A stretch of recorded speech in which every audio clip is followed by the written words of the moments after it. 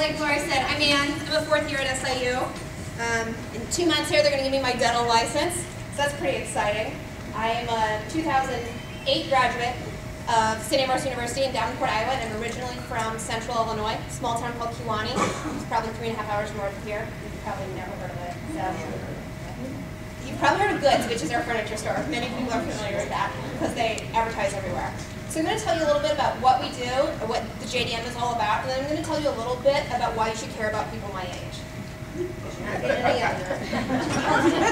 All right. Well, without anything further, let's get moving. So this is a picture of our group this year. We go to Jamaica every July. This is all of us. The man in the very middle, the orange shirt, the Jamaican man, that is Dr. Dwight McLeod. He is our fearless leader. He's a periodontist, a gum specialist at the university, and he's been taking us to Jamaica for 10 years now. So every July, we have food breakthrough school.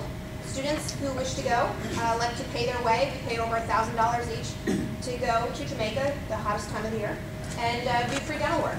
They've been doing this for 10 years now. For 5 years, we've been working with the pharmacy school at SIUE. So some of their pharmacists come and a few of their pharmacy students. This year we had around 60 volunteers.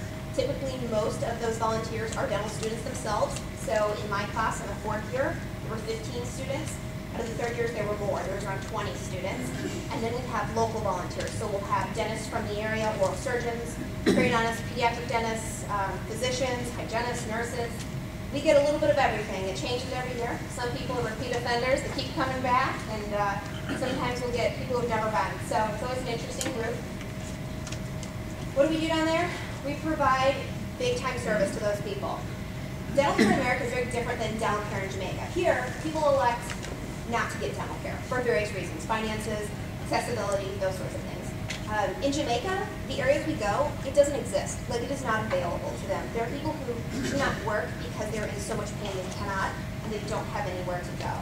So we go down there. We go near Montego Bay, which is a popular tourist area. And we do stay at a resort, but it's not like the Four Seasons or anything. and we work 4 days. So we're trying to not only promote oral health, but we try to promote overall wellness. So we're doing physicals, we're doing blood pressure checks, we're checking for diabetes, we're doing everything we can. That gentleman there, that's Dr. Rick Davidson. If anyone is a Rotarian at heart, it's him, because I've never seen anyone work like that guy does. He's actually sitting at a kindergarten chair making flippers, which are dentures for replacing like one single tooth. So sometimes down there we even try to do what we can. Like, that's something we typically do here. We try to provide that service to them as well. So he sits and makes little dentures all day while we pull food. Like I said, we work around Montego Bay, but we work in more remote areas. So we go to 3 different places. One of them is like a health department where they take everything out of it and we bring in dental chairs. The other 2 places are like schools. One is like a schoolroom. It's the school we actually work in is like a 1-room schoolhouse, so they have everyone in the same room. It's really interesting to see the differences, between our state-of-the-art facilities we have in this country and the schools they have there in the country.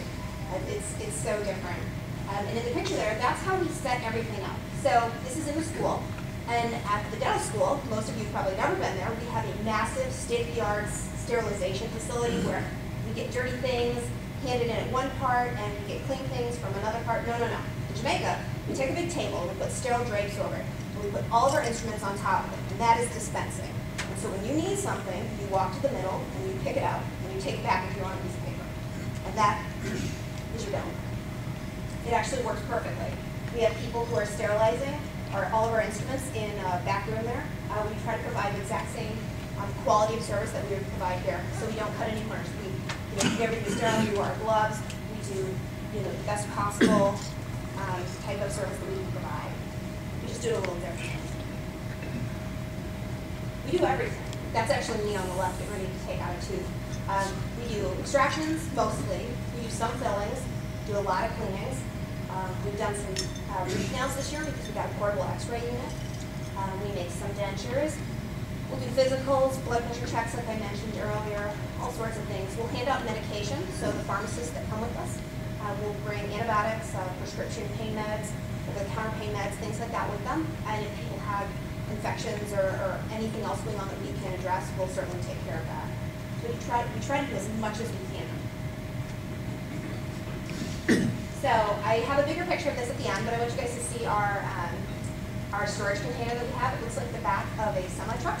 They put it there on a piece of cement. But historically what we've done in the past on JDN is we will store donated dental chairs in one central area, and then when we come to work, we transport them. So it's like roughly transporting a refrigerator, because it's very heavy when we need it, and then moving it back after a few days. So after we had a big matching grant come through, we were able to buy this, and so now we keep all of our chairs, all of our supplies in it, and so you don't have to keep moving them back and forth. You just have to move it out into the clinic and then move it backwards. So the dream down the road, the big picture here is that we want to build a clinic. We want to build a clinic that we can go to, that other dental students can go to, that physicians can go to, and it'll be a permanent place. It'll be one place that we staff and different people staff throughout the year. We actually need funding to build it, but we had the land donated, so that's pretty fantastic. So in order to provide a way to raise funds, we have an annual fundraiser we've started doing. We did it 2 years now, and we do that down in St. Louis. It's kind of like a pretty nice event. We do a silent auction with a lot of things from Jamaica, a lot of red cream and delicious things, some art, things like that, and we try to raise money for it, and that's the long-term goal. That's what we want to see. What we do now is fantastic, but we're only there 3 or 4 days a year. When we come, people wait at they start waiting at 5 or 6 in the morning to see us, and sometimes we don't get through them all. So we're hoping to really change the way things are done down there. So I want to talk a little bit about new generations, why you should care about us. Because like I said, you guys, you're not getting any younger. It's important, you know. My age group, my people, I'm 26. That's your future here. So, you know, we work so hard through Rotary to serve everyone around us, you know, serve the communities, to do everything we can, but like you have to take care of Rotary if you want there to be a future. So it's really important that you focus on getting young people involved. I can't stress that enough. Why did we even form a Rotary Club? I wouldn't have done it. I had no idea. But Dr. Rick Davidson is Rotarian, and he goes on our trip, and he writes a lot of Rotary grants. And Rotary is good to us. They've given us a lot of money, and they help all sorts of stuff get taken care of while we're down there. For example, we go out to these clinics, and sometimes we work 12 hours a day in them, and they'll bring us food, they'll bring us water, they'll transport us back and forth. So we work with Rotary down there pretty heavy. But this is a really good opportunity for young professionals. I mean, I'm in a group of 50 in my class. We're just young professionals getting ready to go out into the real world. This is just a perfect opportunity for us to see what Rotary has to offer. And so that's why we essentially formed the club. We're hoping for our students to see what exists after, you know, after this time now. And that's Dr. McLeod. That's our fearless leader, like I said earlier, working on someone. They say down there in Jamaica, there's no problems, only situations. He has a situation, but he's cool now. He's a good guy. There's about 35 of us that went. Edwardsville Rotary Club sponsors us. Like I said, we just formed, so you know we're still figuring this out. But I think our long-term plan is to try to get everyone who goes on the mission every year to become a part of our Rotary Club. So that's how we'll transition out. We'll get new people every year. Like this year, I didn't really give most people choice. I just signed them all up. That was hard because now I have 35 people.